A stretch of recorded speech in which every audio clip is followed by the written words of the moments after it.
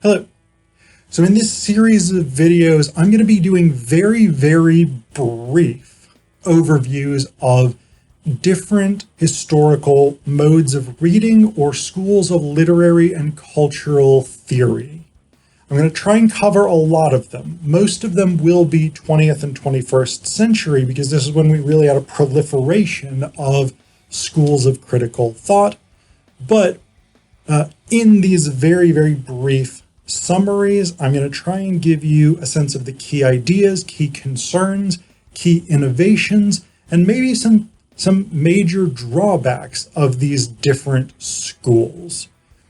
You'll also see that some of these schools have similar sets of concerns, and there's a lot of overlap between different approaches to literary and cultural theory, different approaches to how we read.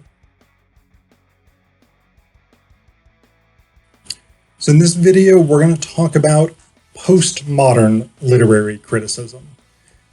Now, postmodernism is quite a tricky concept to nail down, partially because different theorists mean sometimes very different things by the term postmodern.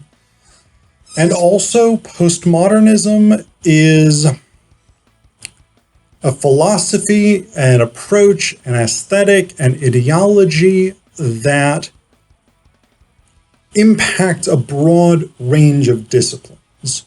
So I'm going to primarily be focusing on postmodern literary criticism, which necessarily draws from postmodern philosophy or cultural studies. But there's also postmodernism in the visual arts, for instance. Painting, sculpture, movies. There's postmodern historiography, which maybe actually is worth its own video. There's even postmodern science, because some people would argue that the roots of things like chaos theory and quantum mechanics or quantum physics, with their sort of uncertainties and things like this, are actually rooted in postmodernism. So postmodernism is a broad umbrella of different things. And again, I'm primarily focused here on postmodern literary criticism and the way that literary critics think about this. So first off, what is postmodernism? Well, for me, the best single definition still comes from Jean-François Lyotard's 1978 book, The Postmodern Condition. Sorry. David Harvey has a book called The Condition of Postmodernity. Lyotard's book is The Postmodern Condition. Sorry. So what Lyotard famously says in terms of defining postmodernism is that it's incredulity toward meta-narratives. So what does that mean? Well, basically this takes the idea that modernity or modernism, broadly defined, and modernism is also a blanket term that encompasses a number of other disciplines, including things like Marxism, like psychoanalysis, all these different kinds of things. As well as more sort of traditional ideologies like the European Christian worldview, colonialism, etc., etc. Basically, the idea is that modernism, broadly conceived, starts from the assumption that the universe is fundamentally comprehensible according to a particular set of norms or guidelines. So a really good example of this, I think, is Marxism. One of the ideas fundamental to Marxism is what's called dialectic materialism. And this is the idea that societies evolve over time through a set pattern of means of production.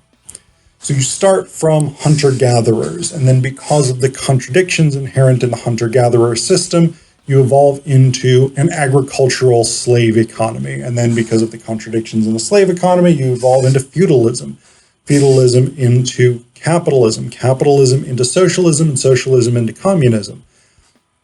The fundamental idea here is that there is a universal pattern that can be understood to explain all societies. Religions often provide the same thing. Here is the universal truth. Psychoanalysis says, here's how the human mind works, full stop, etc., etc. So these kinds of things. Postmodernism comes along and says, wait, no, that's not how this works at all. In fact, there's a wide range of different narratives. There's a wide range of different meta-narratives that compete to tell us about reality, and some have a better claim than others to represent truth. So that's actually one of the really important things. Postmodernism, there's a tension within postmodernism between what we call cultural relativism, which is sometimes understood, maybe not entirely accurately, to be everybody's perspective is equally valid, versus this idea that there is truth and some ways of representing truth are better than others. But one of the big things that postmodernists would point out, to the extent that we say there is a truth and some ways of representing truth are better than others, what postmodernists would be very, very careful to point out, and I'm a postmodernist as well, is that how we assess what it means to be better at representing the truth depends on our own subjective positions.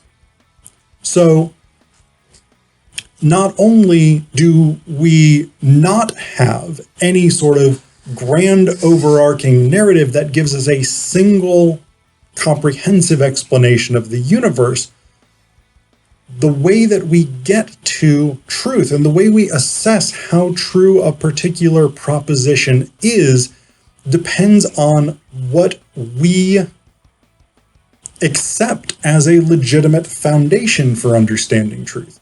So to a certain extent, this draws on the basic insights of something like reader response criticism, which I'll put a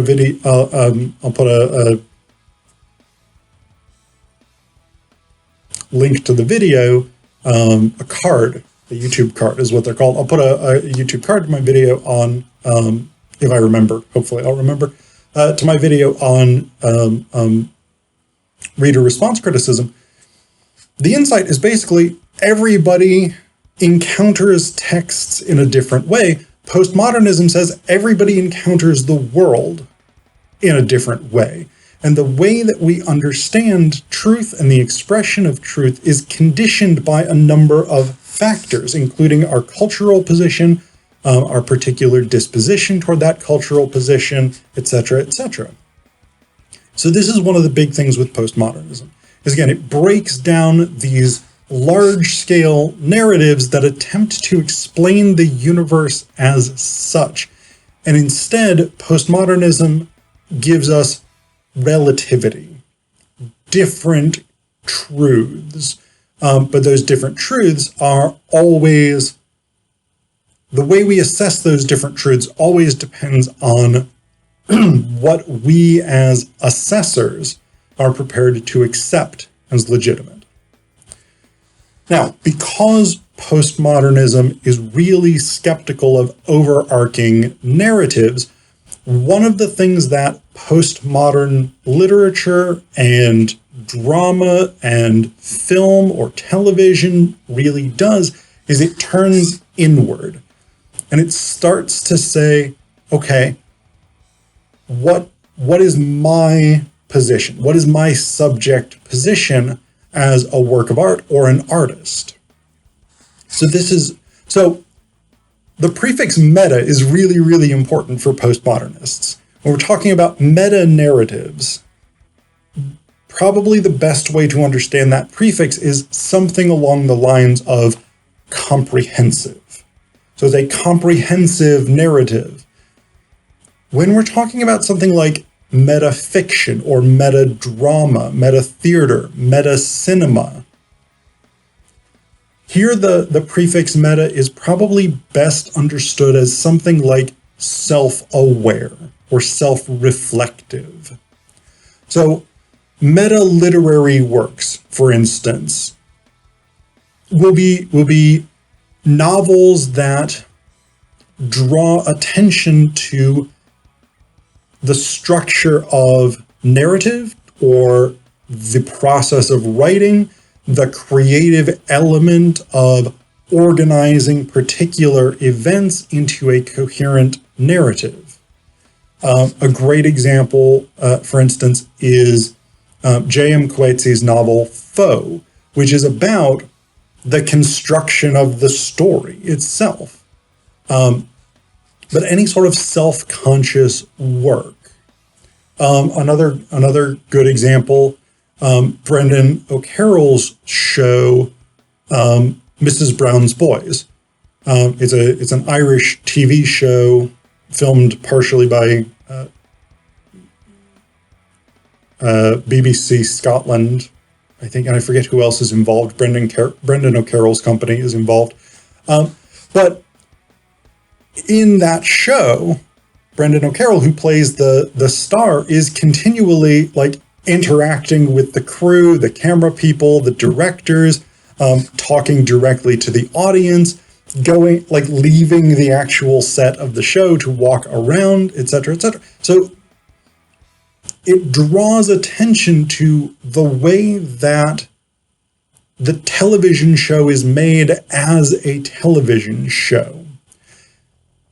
And this is really important because one of the things that postmodern literary critics are interested in, and that postmodern literature, and I'm using literature broadly here to include drama, film, TV, etc. One of the things that postmodern literature is very interested in is, where am I speaking from? I want you, the reader, viewer, listener, watcher, whatever it is, to be aware of where I'm coming from. And I want, and this is, I think, about honesty in a way. It is, even though these are still artistically constructed representations, part of the idea is to draw attention to the way in which these representations are artistically constructed. So you make the viewer, make the reader aware that they are encountering something that has been purposefully constructed.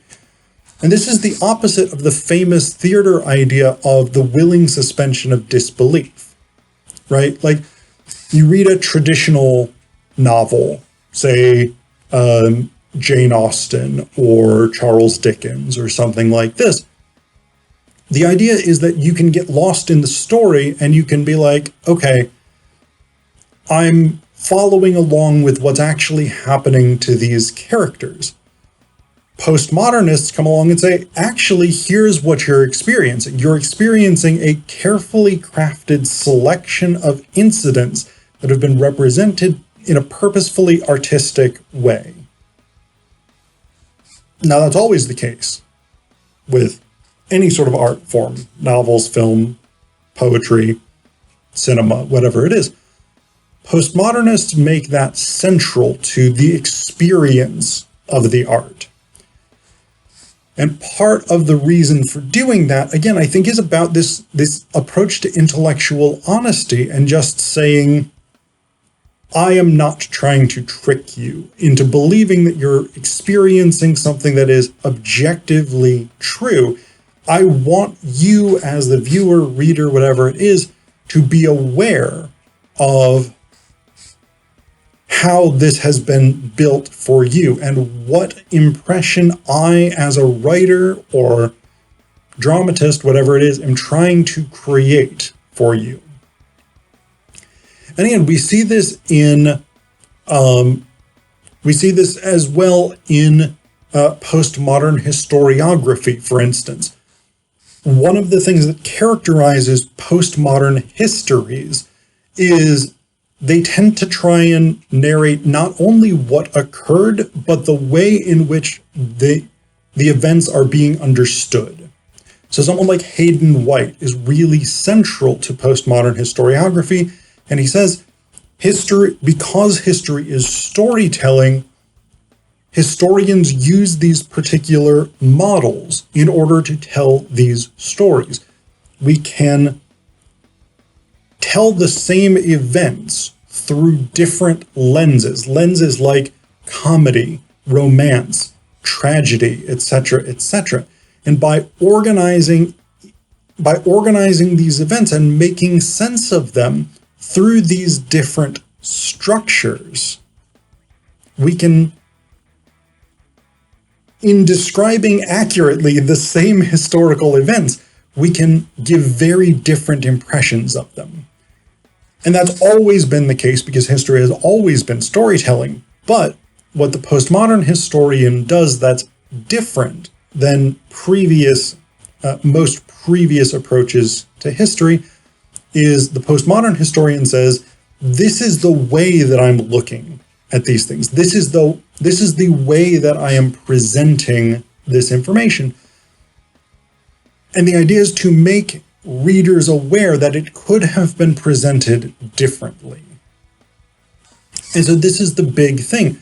A lot of postmodernist literary critics, Linda Hutchin, for instance, she has a book where, I can't remember the name of it off the top of my head, but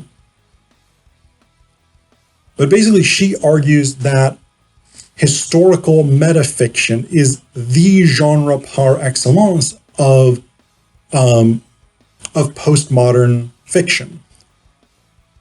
It is a narration of events in such a way that it draws attention to how those events are being narrated.